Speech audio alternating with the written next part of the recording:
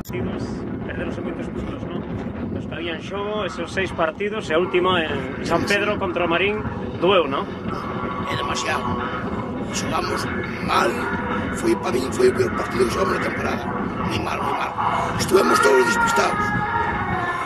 De os 11 que xogamos, que xogaron, se faceríanse 2. O resto estaban todos apoiados. Sin embargo, xe é un equipo que non é como a Marín, que vai a la baixo. O Atios ven aquí reforzado, aunque empatou o pasado domingo, pero ven cos bons resultados, a pesar do traste en San Campio contra o Pontellas, un equipo en alza e do que fala moi ben os outros equipos.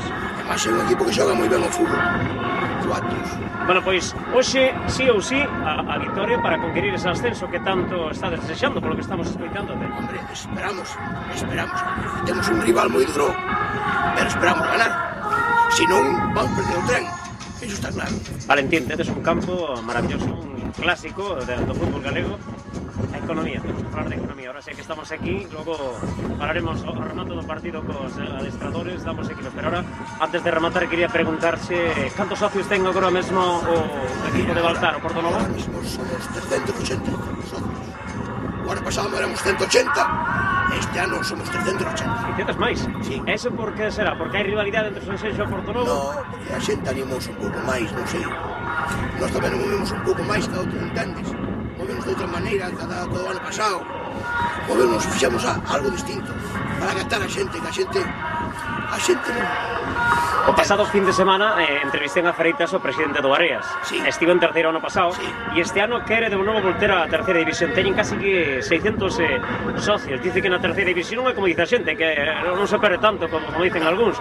O que hai que loitar e traballar, claro. Eso é o que nos fai falta a todos. A terceira, os desplazamientos son máis ou menos iguales. Entendes? E os xogadores, por exemplo, nos ascendemos este ano. Os xogadores vai ser a miña plantilla. Non temos que facer fichajes extras aí como fan moitos, claro. Sí, bueno, ahora mandaches aí un misil que chegou arriba do mía, ¿no? Estás falando de Chang igual, ¿no? Un xogador que chegou no 10 pero no Compostela. No, pero todo o mundo fala do Ribadumia. Non, eu non falo de... Que hai unha man por aí por detrás, ¿no? Que todos a coñecemos, ¿no? Bueno, eu aí xa non prefiero non falar. Entendes, porque todos sabemos o que hai. Eu non quero meterme nesa cosa privada. Pero bueno, nós temos o equipo, xa se temos a ascender, pois meteríamos un retaco ou 2, nada máis.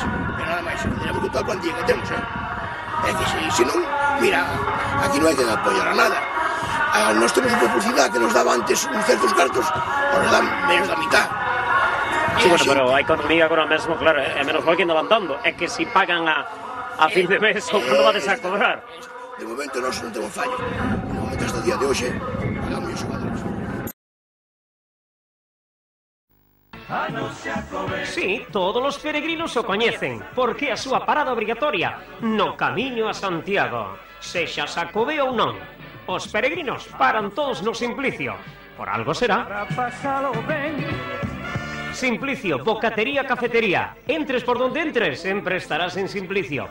Entras por Rúa Mercado ou por Rúa Ramón González do Porriño. Aberto de luns a sábado dende as 7:30 da mañá e os domingos e festivos dende as 9. O Simplicio, a bocatería, cafetería, con noso fútbol.